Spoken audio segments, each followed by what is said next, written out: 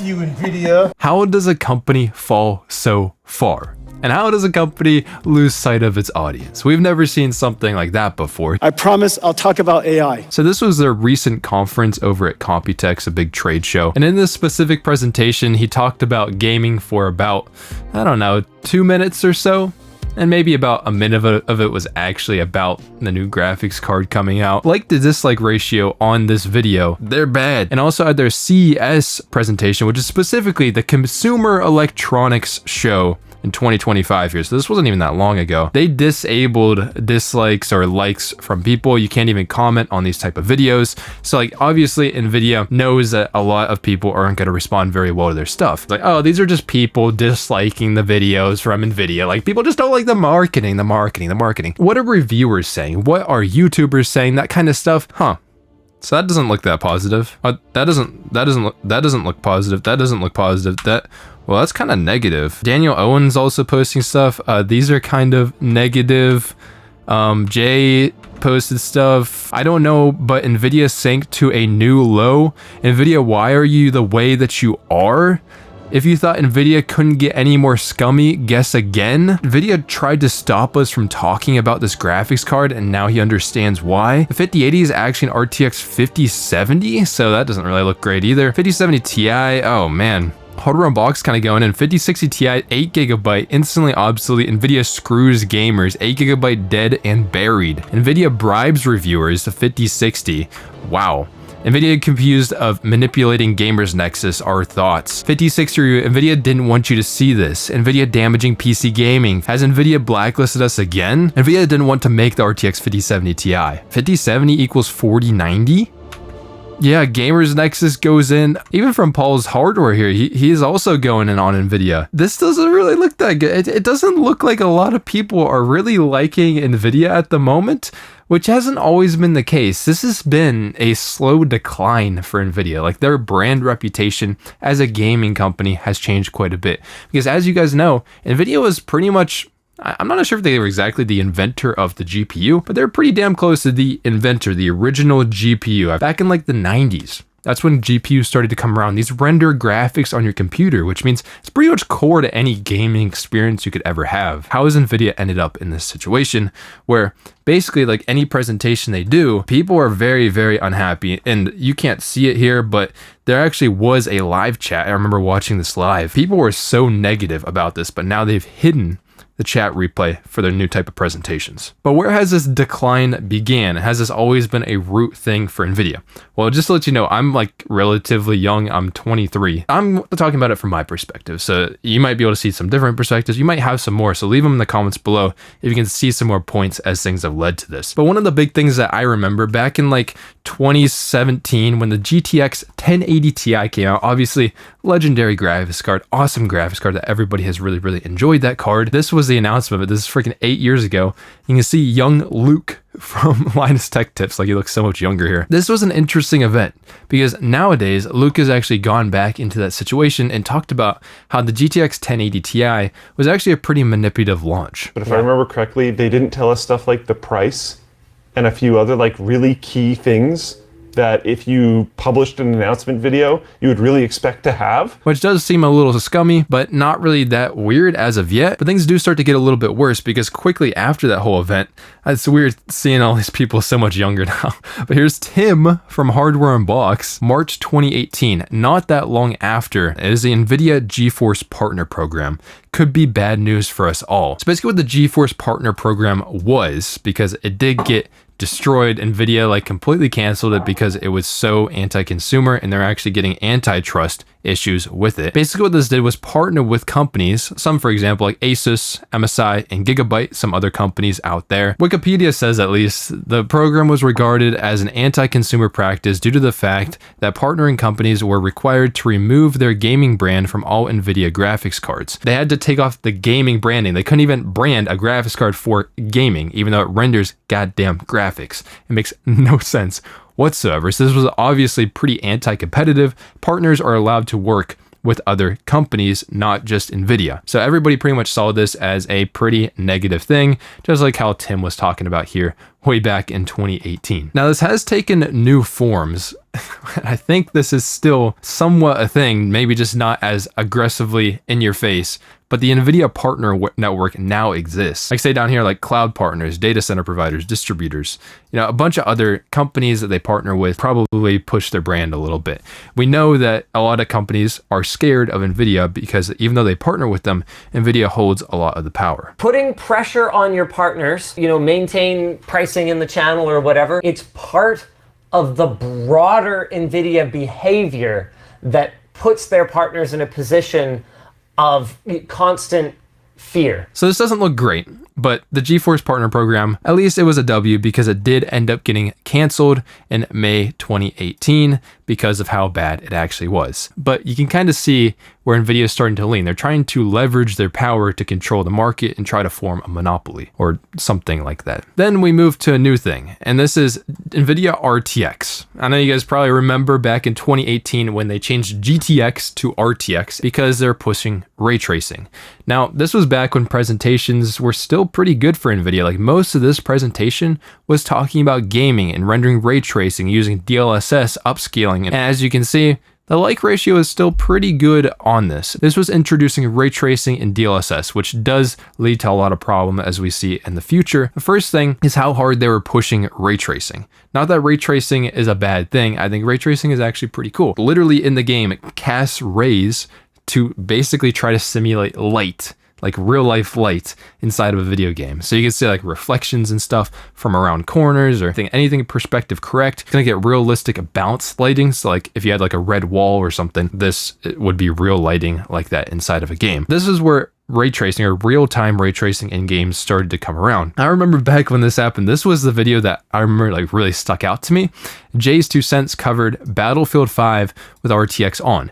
Now this is a weird situation because ray tracing only launched with like one freaking game. It only had ray traced reflections at the time. And what I think was really funny is how much performance you lost by playing on it. For example, here, this was without ray tracing on, he was getting 150 FPS. And then when he went on to like ultra ray tracing, he was in like the 30s, maybe 40s FPS. So not really great in terms of the performance, but ray tracing genuinely had some nice benefits. Like it looks cool. It's just extremely intensive to run. Obviously, we know today that Nvidia still pushes ray tracing extremely heavy. It's something they want to hold over AMD because AMD is further behind in ray tracing at the moment, even though the new cards are starting to look a little bit better with the ray tracing performance. But obviously Nvidia wants to push this because they get better performance with ray tracing. The graphics can look better, although sometimes I actually think they can look worse. And that was really the big controversy with RTX when it launched. I mean, the GPUs themselves weren't very good value, and they introduced the RTX 20 series super cards, which started to look a little bit better. That was a situation with the rest of 20 series. That's where it really starts to compound a lot of those things, because when they introduced 30 series, there's a huge uplift in terms of their ray tracing performance. On the surface, 30 series looks pretty good. I mean, look at these performance numbers. The 3070 is beating a 2080 Super by quite a bit.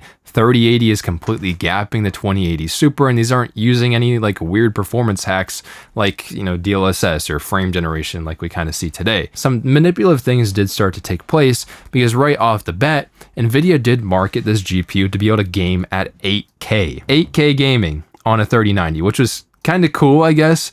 But Nvidia sponsored videos for here, like Linus, they did a sponsored video with 8K gaming, and also Marquez Brownlee. Technically speaking, the 3090 could play at 8K. But at the time, TVs and stuff were the only option you ever had to run 8K at all. And those TVs were like $30,000 or something. As time has gone on, actually, companies are making less and less 8K displays because it is such a pointless thing to be able to run. 4K is like almost always sharp enough at any screen size. But this is another case of Nvidia sponsoring people, trying to push something that really didn't apply to that many people, trying to control the narrative going out. It's like, oh, only the Nvidia graphics card can do 8K gaming. What was really bad with the 30 series launch was actually things like this, because Hardware Unboxed, for example, obviously very, very stable, very good reviewer, and Nvidia bans Hardware Unboxed, then backpedals. So basically, Nvidia was trying to cut off samples or any review material for Hardware Unboxed. No place is entitled to get review samples or anything like that, but it's really the way that Nvidia went and did this, because we just talked about ray tracing and everything, how intensive it is. Nvidia was trying to say that Hardware Unboxed wasn't covering ray tracing heavily enough, that ray tracing was the future of gaming, and and Hardware Unboxed is like, people don't really use it. The video is like, hey, you need to cover this more, and Hardware Unboxed like, no, like we covered enough. We think it's useful to a certain point, but it isn't really the only thing to be talking about with these graphics cards. It's not an advertisement when you make a review, it's a freaking review. So this was an instance of Nvidia trying to shape the narrative and literally withhold samples from Hardware Unboxed. Obviously, Hardware Unboxed is based, they stand on business, and they didn't like get scared of this. Other people who weren't as confident in their kind of content maybe would have bent the knee to Nvidia and allowed them to shove it up the ass. But if they want to play dirty and pull the crap they played in this email, they can just bugger off. We do not need them. Hardware Unboxed like, no, if you don't want to send us samples, if you don't want to work with us because we're not fitting your editorial direction, we're just not going to work with you. This also led to people like Linus also responded to the Hardware Unboxed situation, and really this didn't look good for Nvidia. This was a huge PR disaster, and eventually Nvidia started working with Hardware Unboxed again, just being way less pushy, at least from what it seemed.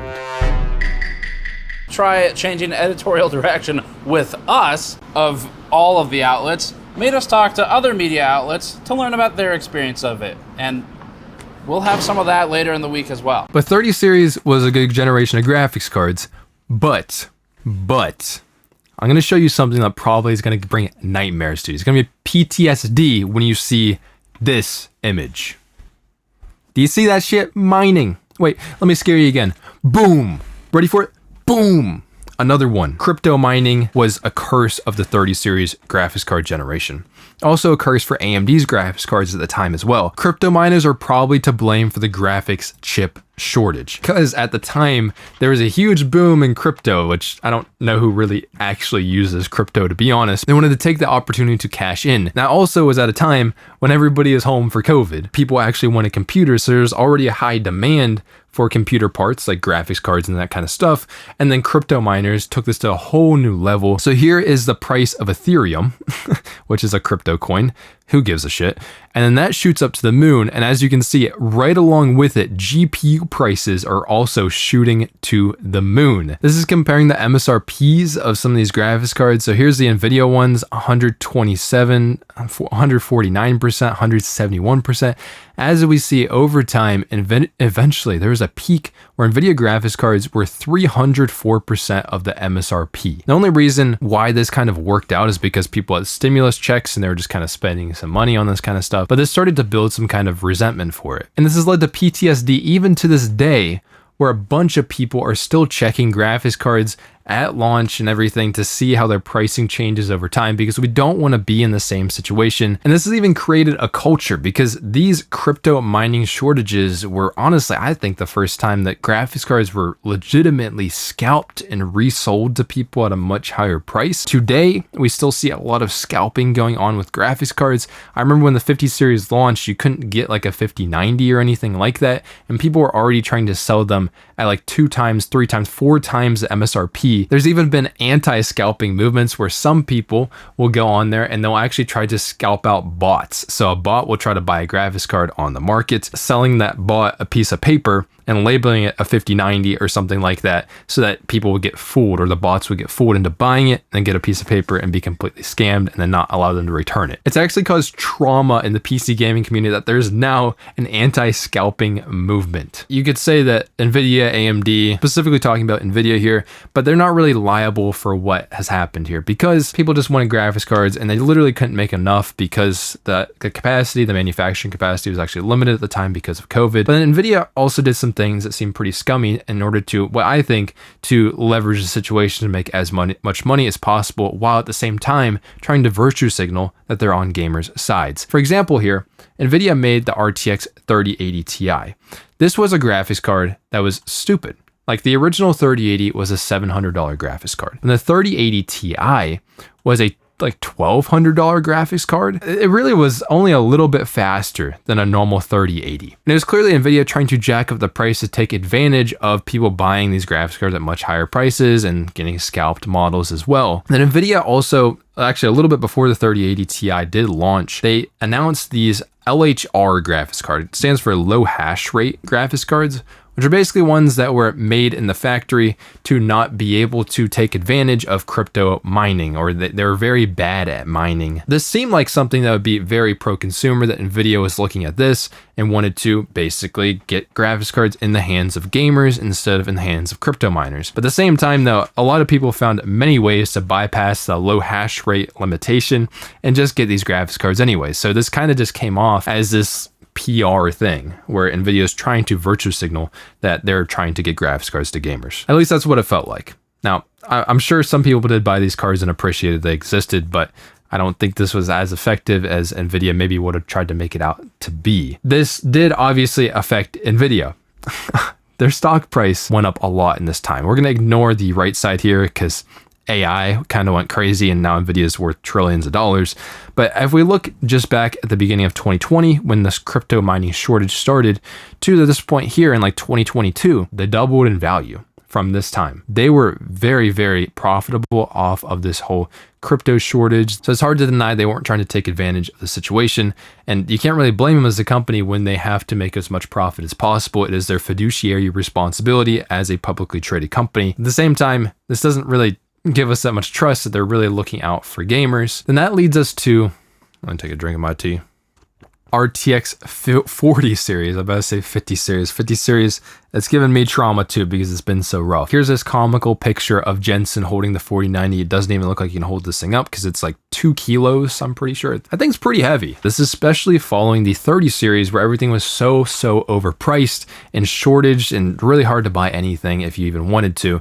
So that's what we're coming off of contextually into the 40 series launch. On the surface though, 40 series was actually pretty decent, at least when you look at the 4090. Now we're going to talk about the other cards that were introduced at the beginning here too.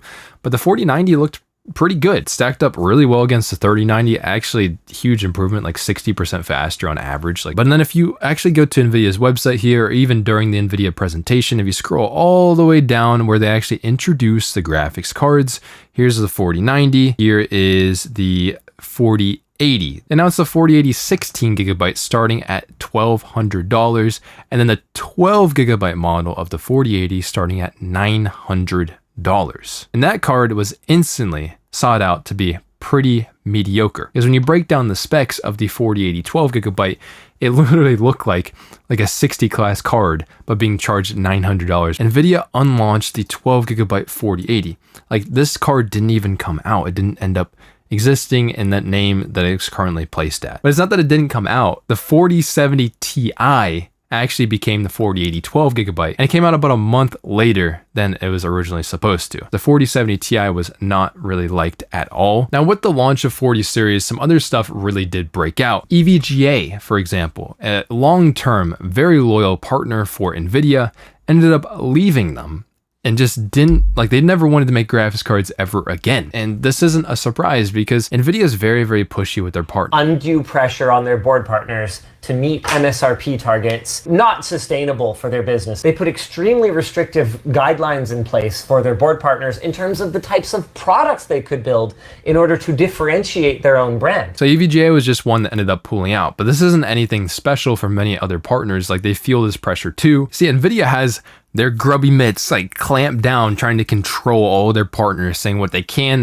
make, what they can advertise on the boxes, what they can make them look like, which is so weird because it's kind of like behaving like a company that should be more like they make their own cards. They have their Founders Edition cards, but they're not sold in huge volumes, so it doesn't really make sense for those. But they're operating like a company that doesn't have partners. But also every single graphics card launch in 40 series, I don't know if there's a single one that was actually positive. We maybe had one that was decent. Okay, so here, the 4070 Ti, not that great. We obviously talked about that. The 4080 was also rough, the 16 gigabyte one. But also you see some reviews on RTX 4070. The 4070 was maybe the most okay graphics card, at least at launch. They did make a super series as well. There's also the 4060 Ti, which is pretty universally hated. I even called the 16 gigabyte version back then the worst graphics card ever made, or the worst GPU ever made. And that's because of how expensive it was for basically a 50 class card, but it was $500. And this made the situation where there's an 8GB version of the 4060 Ti and there's a 16GB version of the 4060 Ti. And there's a lot of differences between those, but they have the exact same name on the box and stuff, so it's hard to tell. And what this does is trick a lot of people that aren't as educated in the situation and don't know which graphics card would be okay for them. So they end up getting goofed and gaffed and getting the cheaper one, which is the 8GB card, which they're going to want to upgrade later, or that 8GB card will get thrown into a pre-built PC and then somebody will get screwed over by that card later in time. But Nvidia, even today with 50 series, as this has come out, is doing the exact same thing with the 5060 Ti. Not a great look. There's an 8GB version and a 16GB version. AMD is doing the same thing with the 9060 XT as well. I don't really like that either. That doesn't even mention the RTX 4060, the entry point into getting a graphics card at all from Nvidia from their current generation of 40 series. When it was 40 series, now it's 50 series. That was $300 to get a 4060 card. And when you actually look at the GPU die and stuff, it looks like a 50 class card. It is so small. It doesn't look like it's worth $300. I made a video about this. People obviously latched on to 1.3 million views. People have been watching this. But the 40 series GPUs weren't just rough from a value standpoint, like literally how much performance they're giving you for your dollar. Well, Nvidia also, this is where they really started to fudge the results on a lot of their GPUs and everything. They started to mislead consumers by advertising what I'd say false advertisement. So here they say the RTX 40 series up to 4 times faster, powered by 3rd gen RTX architecture and Nvidia DLSS 3. Now DLSS 3 introduced frame generation. Multiply your performance with AI. And this down here, it gives you some of the actual settings that they're using. 4K resolution, highest game settings, DLSS super resolution performance modes, this is actually rendering at 1080p. Frame generation on the 4090. So this is the 4090 performance. As you see, it's saying that, against like a 3090 or whatever the heck they're performing it or comparing it to, they're using frame generation, which doesn't actually render new frames. It just takes like 2 real frames in a game and then tries to interpolate the difference between the 2 frames, but it doesn't actually result in more performance because the latency of that, because it has to wait to hold the newest frame. This was kind of the start of Nvidia starting to bullshit this kind of stuff. Now, this isn't to say that frame generation or DLSS super resolution can't be some like good technologies. They actually have some merit to them. It's really the advertisement that makes it feel pretty fake, like fake frames. When they advertise some things like the RTX 5060 or the 5070, they said a 5070 is as fast as a 4090, which is just not true whatsoever. But let's hop into game real quick and see the issues with like the 5060. I just loaded up Doom the Dark Ages. I don't know why the screen is kind of like locked over to the left side there. And I'm on the RTX 5060 right now. So let's go ahead and just do like ultra settings or something like that. Obviously some issues right away. We're at 1440p and in 2025, you can't play at native ultra settings on a 56. I would have thought would have been a mainstream resolution and graphics card for this time, but that's not what's happened at all. Nvidia advertises some things in this game, say like frame generation. Here we can switch it to DLSS. Now, if we wanted to maintain at native resolution, we'll set it to DLAA. That's native DLSS, basically. Just off the rip, enabling DLAA. So now we're at 15 FPS. We're at like 40 something before. If we want to make this a little bit more playable on the 5060, but if we switch it down to quality, which renders the game more at 1080p and upscales it to 1440p, even with upscaling, it can still struggle to run Doom the Dark Ages at 1440p. So at high settings, we can get in the mid 40s with upscaling on the 5060. The big thing to notice on the left side of the screen is the latency measure. That is basically saying how long does it take your game to run after you move your mouse or move your keyboard or whatever the hell you're doing in the game. I'm not going to judge you, but it's about 40 milliseconds right now. Nvidia advertises frame generation. 50 series, you can now go from ×3 or ×4, whereas they artificially limited 40 series from not being able to do frame generation ×3, ×4, it seems like. Nvidia claims that 50 series has hardware that specifically makes this even possible to run ×3 or ×4. Display engine was improved to leverage flip metering when generating multiple frames. ensuring that the GPU delivers consistent and optimal frame pacing. But what's interesting is on 40 series cards with frame generation, it also was artificially, it seems like, limited to 40 series graphics cards. And Nvidia claimed that there was an optical flow accelerator in it that they needed to do frame generation on 40 series cards that 30 series or 20 series didn't have access to. But what's funny is when 50 series came out, they actually updated the model for frame generation, which meant that it didn't even require the optical flow accelerator anymore. Instead, it just uses two AI engines. Basically, Nvidia subtly made it available on all RTX graphics cards as long as they have enough AI performance, but they're clearly not going to make that backwards compatible. Here is DLSS FrameGen on a 5060, and here's 2x mode. You know, we're at about 45 FPS. You'd expect if you get 2x the FPS, they'd be getting like close to 90, maybe like 80 if there's some loss, right? Isn't that funny? Our frame rate, by turning on FrameGen, actually decreased. How the hell does that work? We were at 45 FPS before, and now we're at about 30. And our latency is actually almost 10, no, it's more than 10 milliseconds higher. So frame generation obviously adds some latency, and because of the load on the GPU, it can actually give you worse frame rate sometimes. Now let's try 4x mode, and maybe we can overcome this issue if we turn on 4x. Again, 4x frame generation, and our frame rate is still below where we're at native. And our latency is even higher than we were at native. So why the hell is this happening? You'd think you'd be getting 4x the frame rate. No, that's bullshit.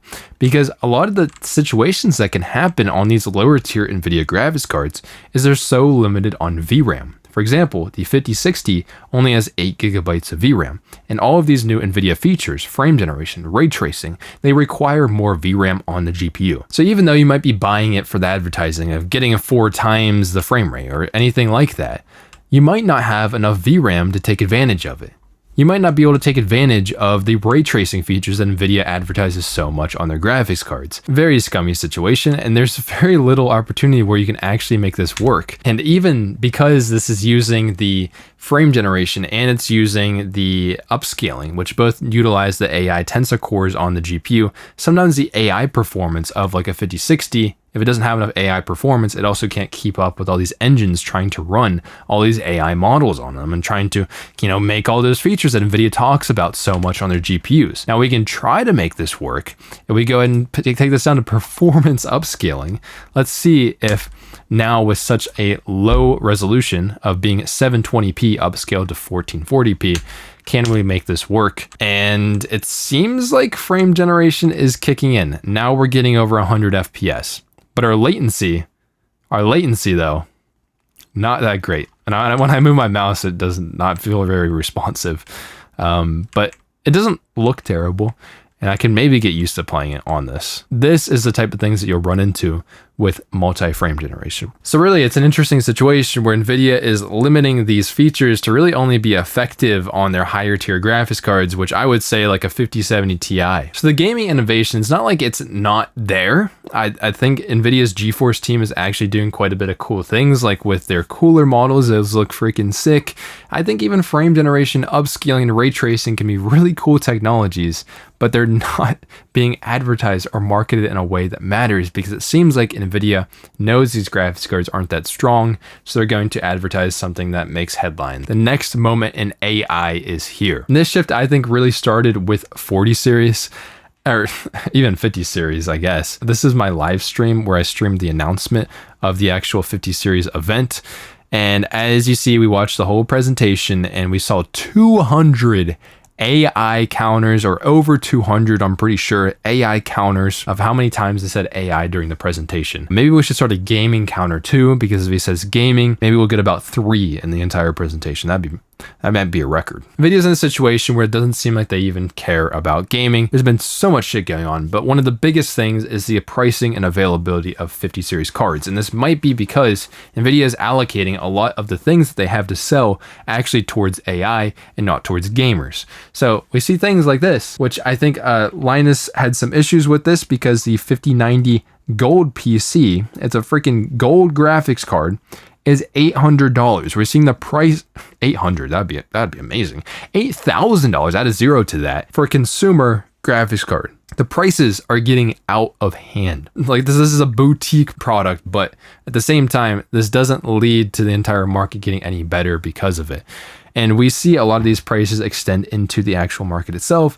We see 5090s, which are already ridiculously expensive to start. $2,000 for a consumer graphics card is insane. You know, it doesn't even go for $2,000. It's mostly more like a $3,000 graphics card. We get on to like the 5080, $1,200. This card is supposed to be $1,000. The 5080 is well over that price point. The 5070 Ti, well over $750 that it's supposed to cost. $900 regularly, it's like $900. Even the 5070, $605, even though it's supposed to be a $500 graphics card. There's also the 5060 Ti, supposed to be a $380 card. It's $420, $430. Now you could blame tariffs and stuff like that, but apparently right now tariffs are actually paused. So I don't know what's actually happening. They did get these shipments before that pause on the tariffs. So pricing availability, not great on these 50 series cards. It leads to a lot of people just not being able to buy them, even though they might want to buy them, because at MSRPs of these 50 series cards, they actually look pretty okay. Then Nvidia also with 50 series had a lot of other issues. It's like, why are they still trying to push this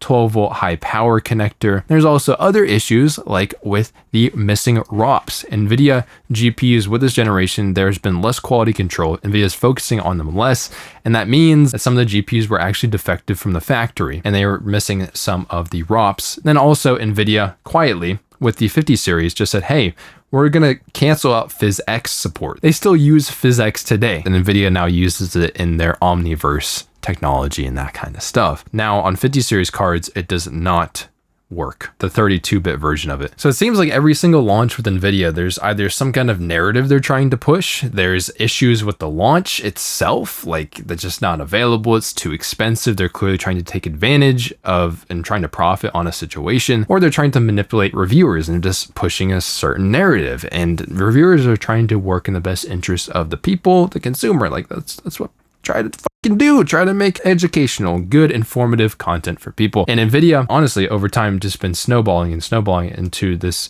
very, very like bad faith company. They're clearly not even trying to focus on gaming, the people who built up Nvidia to where they are today. This is why so many content creators or anybody really just does not like Nvidia. There's not a whole lot to like. There's maybe a couple things, like I like the upscaling. Every now and then we get a GPU launch that's kind of okay. The only way to really correct the situation, in my opinion, is if their competition like AMD or something like that, or even Intel, can make a very competitive product that a lot of people buy, and that puts actual pressure on Nvidia to change, become more pro-consumer, and actually prioritize the gaming market.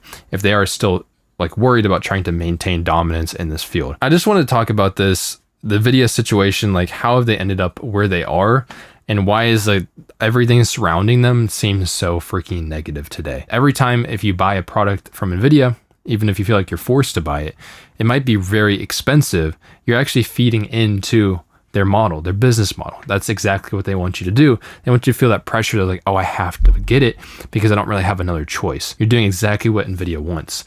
Now, I'm not telling you to go buy a certain graphics card. Buy whatever is best for you. At the end of the day, Steve and Steve were talking. Don't think people should just like kickstart Intel Arc or buy Radeon only because they don't like Nvidia or something. I mean, if you want to do it that way, great, but is not the consumer's responsibility to build the other two competitors? Absolutely, yeah. You've got to buy what the best value product is for you. Yeah. In a lot of instances in the past, that legitimately has been Nvidia. Yeah. Hey, at the end of the day, it's not the consumer's like fault, or it's not the consumer's job to keep a company in line.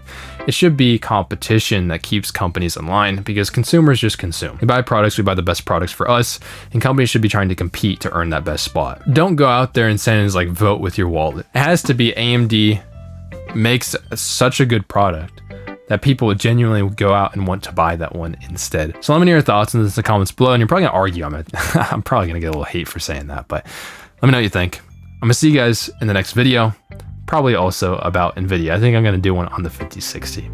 So, all right, peace.